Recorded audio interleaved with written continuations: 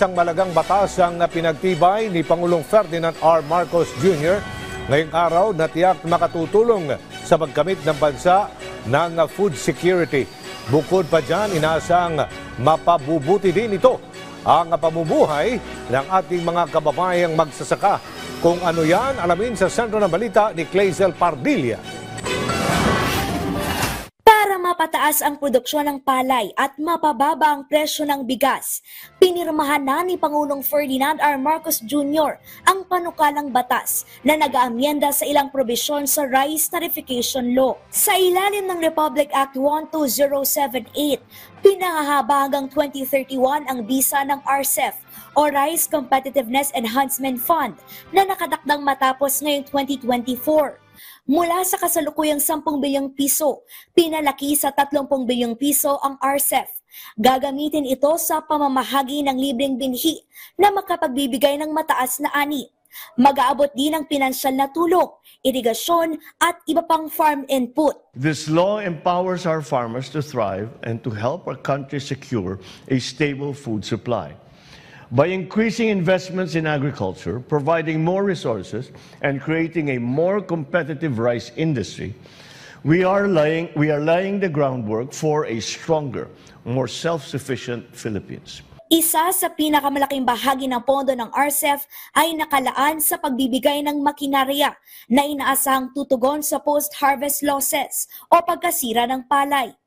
By preventing up to 375,000 tons of milled rice from being wasted annually, we can help feed an additional 3.4 million Filipinos each year for the next 6 years, improving food security, making rice more accessible to everyone.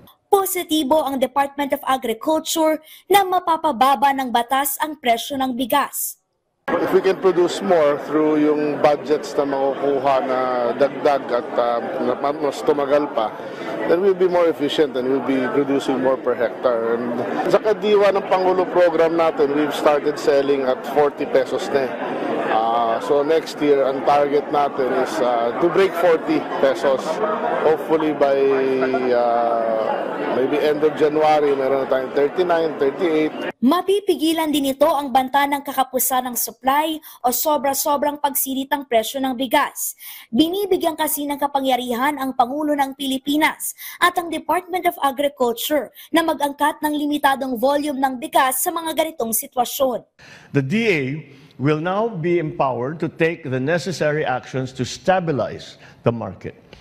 This will help ensure that the price of rice remains affordable and accessible to every Filipino. Pinagkalooban naman ng regulatory power ang Bureau of Plant Industry na makapag-inspeksyon sa mga bodega ng bigas at magtatag ng national database upang ma-monitor ang supply ng bigas sa bansa. Ayon sa Samahang Industriya ng Agrikultura, makatutulong ang database upang matukoy ang bilang ng kinakailangang agati na bigas. Pero panawagan nila, ibalik na sa 35% ang kasalukuyang 15% taripa sa imported rice upang mas marami pang mabenepisyohan ng bagong batas. Dapat na ibalik yung tarif. Yung pagbaba ng taripa, hindi nakatulong sa pagbaba ng presyo ng retail price.